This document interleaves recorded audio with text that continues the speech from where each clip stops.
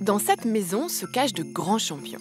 D'ailleurs, on retrouve dissimulés dans toutes les pièces de nombreux trophées. Celle-là, je ne sais plus à quel concours que je l'avais gagné. Là, c'était un premier prix fédéral. Puis là, il y en a encore, il y en a tout partout, des coupes. En tout, une centaine de coupes remportées grâce à des champions qui se trouvent au fond du jardin d'Émile.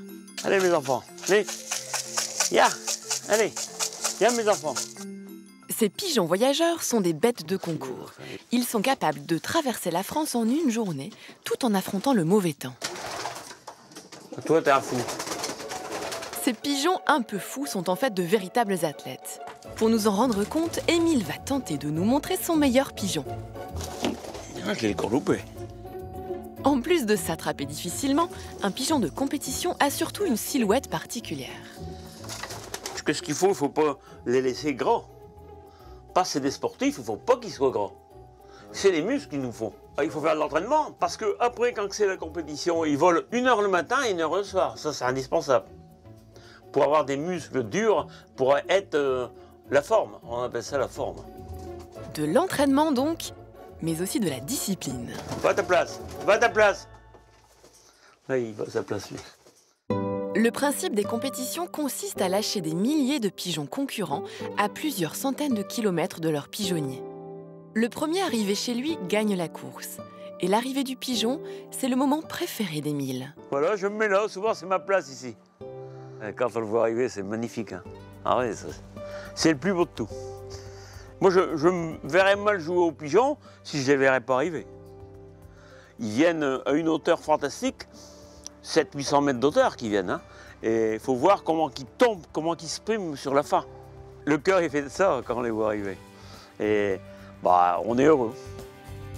Cette passion d'Émile pour les pigeons est née en 1946, juste après la guerre.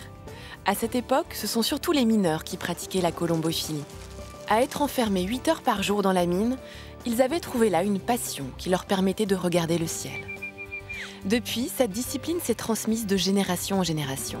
Comme ici, dans la famille Poteau, José et sa fille Arina sont tous les deux liés par la colombophilie, une véritable histoire de famille. C'est mon père qui était colombophile, mon grand-père maternel aussi. Et puis moi, il y a qu'elle qui a accroché un peu aux pigeons. Mais elle aime ça depuis le temps qu'elle est petite. Donc, après ça, on l'a dans le sang ou on l'a pas. Arina est la fierté de son père.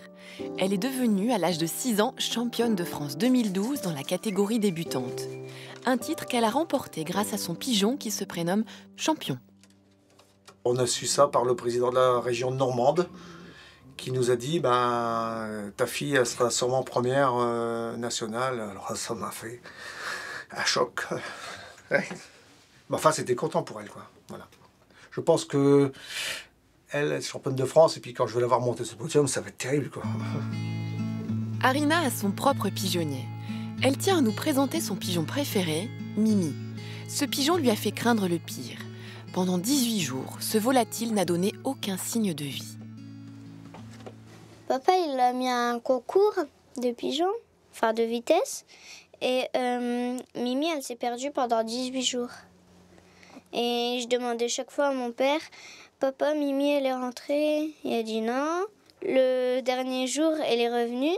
Puis là, c'est mon papa, il était au travail. Alors c'est ma maman qui m'a prévenue. J'ai même pleuré, tellement j'étais heureuse. Elle a dû partir loin, au moins à la mer. Pendant 18 jours, ça prend du temps. Cet enfant passionne désormais tout son monde, au point de recevoir la visite du vice-président national de la colombophilie. Ce dernier est d'ailleurs étonné par cette graine de championne.